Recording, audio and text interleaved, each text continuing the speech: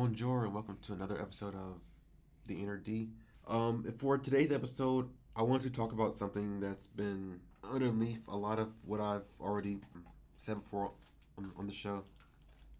I talked about overthinking, I talked about isolation, I talked about feeling everything deeply, sometimes too deeply, but I haven't really sat down and named the full picture. So, as for today's episode, I guess I wanted to go more into that. I live with anxiety, general anxiety, as well as social anxiety. And that anxiety doesn't exist by itself, it exists alongside bipolar disorder and depression. And as I've gotten older, I've started to realize that it's not just something I deal with, it's something that shapes how I move throughout the world. How I think, how I connect, how I hesitate, how I pull back even when I don't want to. So, this episode is just me being more honest about that. When people hear anxiety, they usually think of something loud, like not being able to breathe, panic attacks, shaking. And yeah, that can be a part of it, as I've gone through some of those things throughout my life. But for me, a lot of the time, anxiety is quiet. It's constant. It's like a background noise in my head that never fully turns off. It's overthinking everything, not just big decisions, like but small moments. Like, did I say the wrong thing? Did I sound weird? Like, did I say the wrong thing? Did that sound weird? Did they take that the wrong way? Do they even want me here? And that doesn't stop. It loops over and over. And the hardest part is it feels real. Not like a thought you can just brush off, but something you need to solve. Social anxiety is where it gets even more complicated because it's not that I don't want to touch people. I do. I want connection. I want conversation. I want to feel seen, but at the same time, there's this fear, not loud but present. Like, what if I make it awkward? What if I say too much or not enough? What if they don't like me after this? So instead of just being in the moment, I'm analyzing the moment while I'm in it. And that creates this weird disconnect because physically I'm there, but mentally I'm somewhere else. Observing myself, judging myself, trying to control how I'm coming across.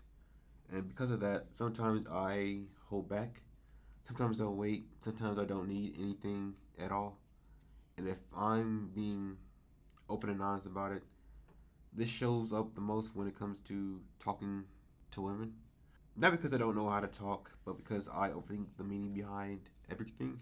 It's not just go say hi, it becomes what if I interrupt her? What if she doesn't want to talk? What if I come off weird? What if I make things awkward? And now every time we see each other, it's different. So instead of acting, I wait, I watch, I think. And sometimes I convince myself out of doing anything, even when I want to, even when the opportunity is right there. And then afterwards, I replay it, thinking I should have said something. I could have just kept it simple. It didn't have to be that deep. But in the moment, it felt that deep. Now, add bipolar disorder on top of that, and things get even more complicated. Because there are times when I feel clear, confident, like I can actually move through the world without second guessing everything. Like the anxiety quiets down for a bit. And in those moments, I feel more normal, like everyone else. Like the version of me that doesn't hold back. But then there are other times where everything slows down, where the energy drops, where the motivation isn't there. When even small things feel heavy and anxiety doesn't go away in those moments, it just changes. It becomes more internal, more reflective, more self critical, and not just what if they don't like me? It becomes why would they? Depression adds another layer to that because it takes the energy out of everything. Things that should feel simple don't. Like texting people back, starting a conversation, showing up fully. It feels like effort. And when anxiety is already making you overthink, depression makes you feel like it's not even worth trying. So I get stuck in this sort of cycle. I want connection, but I don't have the energy to pursue it. I want to speak, but my mind tells me not to. I want to move forward, but something keeps pulling me back. There have been moments where I'm literally in the same place as someone I want to talk to, and I don't.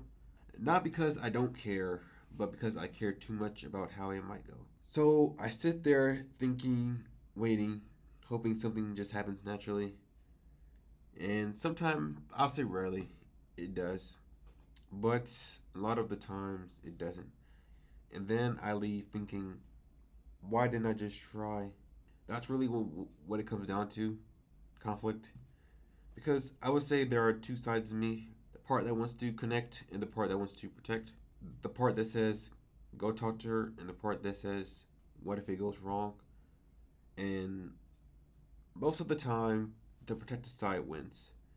Not because it's stronger, but because it feels safer. But here's what I've been learning: avoiding the moment doesn't actually protect me, it just delays the feeling. Because now, instead of possible awkwardness, I sit with regret a little bit, and that type of regret lasts longer.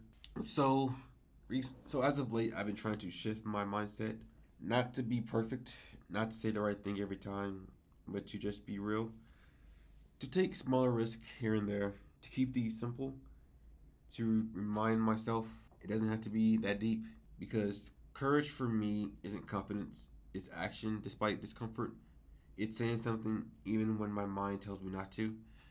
It's showing up even when I feel certain. It's accepting that things might be awkward and being okay with that. This isn't something that gets fixed overnight. It's something you learn to move with day by day, moment by moment. And for me, this is part of that process. Just saying it out loud, because maybe that's where it starts. And with that, that concludes this episode of the Entity, and I will see you on the next episode.